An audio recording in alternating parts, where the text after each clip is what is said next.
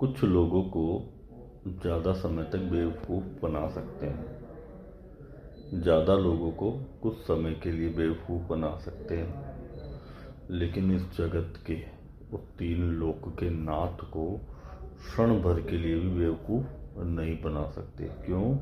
क्योंकि वो हमारे भीतर ही बैठा है, वो सब जानता है और वो हमें बुद्धि देता है और हमें सद्मार्ग पर चलने के लिए हमेशा प्रेरित करता है। जब भी हम कुछ गलत कर रहे होते हैं, हमें पता होता है, तो सोच याद करिए कि हमें एक बार जरूर आवाज़ आती है, यार ये सही नहीं कर रहे हम, तो हमें वो चेताता है।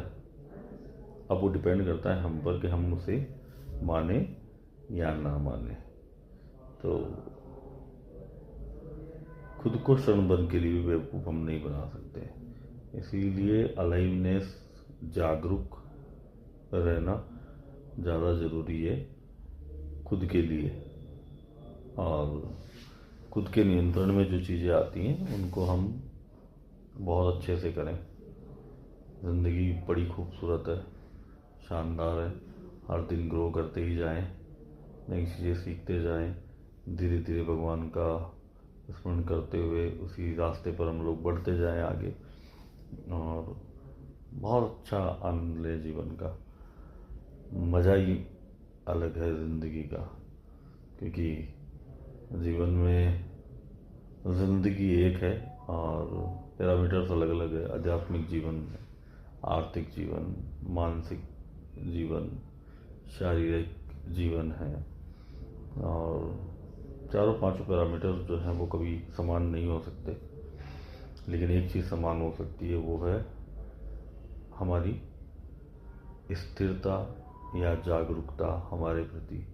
तो अगर हम स्थिर हैं, जागरूक हैं, तो फिर सारे जीवन, सारे पैरामीटर जो हैं जीवन के, वो बहुत स्थिर हैं। तो फिर हम आनंद में रहते हैं, मस्त रहते हैं और खूब भगवान का भजन करते हैं और हर एक क्षण का आनंद लेते हैं जीवन का, और खूब मज़ा करते हैं अपने जीवन को। जिस भी परिस्थिति में अपन हैं उसी में खूब आनंद आता है। और ऐसा कहते हैं कि परमात्मा के सामने जो हार गया, परमात्मा के सामने जो शून्य हो गया, परमात्मा के सामने जो बिखर गया, तो फिर उसके संवरने में समय नहीं लगता। और इसीलिए तो किसी ने कहा है कि हारने का मजा